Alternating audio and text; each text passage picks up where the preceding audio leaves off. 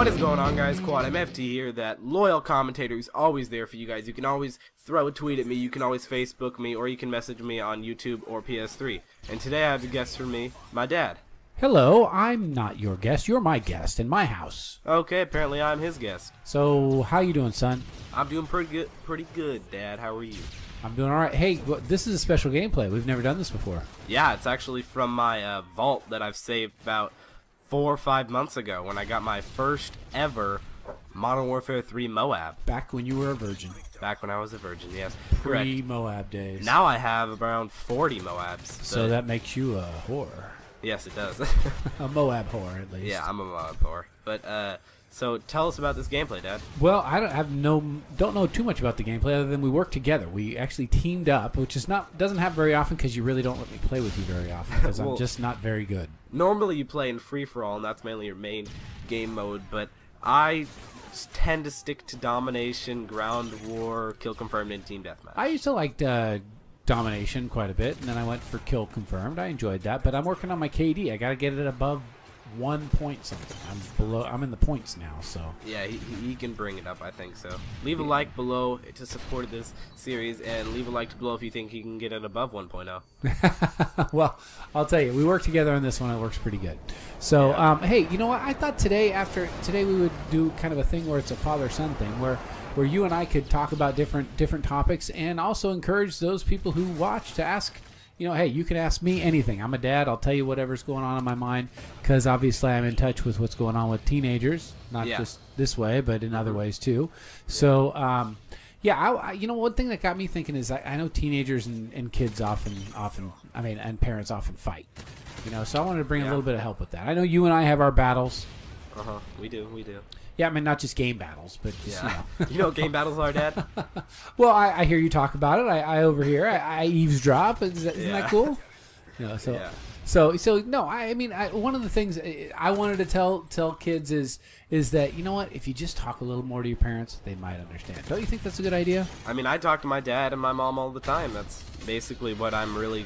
We together have a relationship, and that's what we're really good at. So. Yeah, well, we both like to talk. That's for sure. But sometimes we don't like to listen. That makes it hard for us. I mean, I like to get my point across, and sometimes I interrupt. And and if you guys see in the gameplay, right he's here, interrupting right there. Yeah, if you guys see in the gameplay right here, I'm using this line of sight, which is really easy to protect Charlie C on Dome. And the other sight I was using a little bit, maybe 30 to 45 seconds ago. That's a really good one where you can see him just running out trying to capture C. So back to our topic. Yeah. So I think you know what? I think sometimes when teenagers say, "Oh, my parents just don't understand," I think what they're saying is my parents don't agree with me, which is totally different.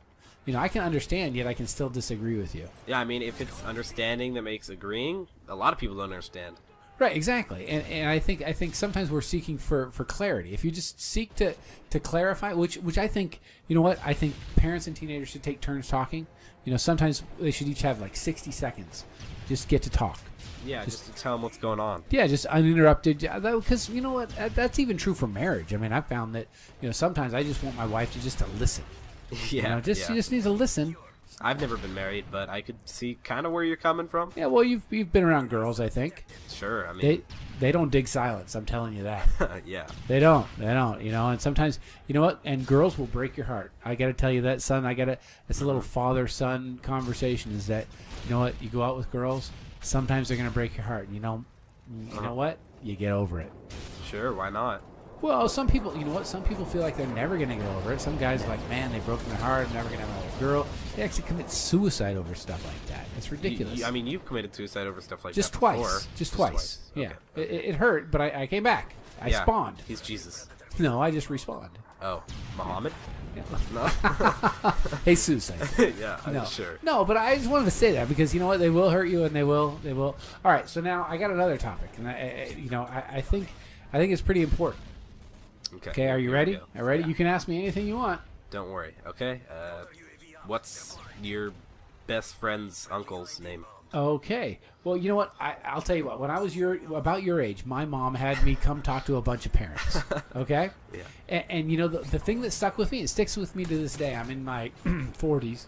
And I remember what the parents told me. They said, you know what? If our kids were just a little bit more appreciative of the things we did for them, we would give them a lot more. Is that true? Yeah, absolutely, absolutely. You know what? Gratitude is so amazing. If you're thankful to your parents, they're more likely to do more. Why? Well, you know, it's just nice to be appreciated for what you do, because parents do so much for kids and they don't appreciate it. And that's not why we're parents. We're not looking for the appreciation. But if we thought our kids really truly appreciated what we did for them, I would give them more. You would? So I'm telling you how to work me and your mom is just be Especially thankful, Mom. especially Mom, because she's not here right now. Yeah.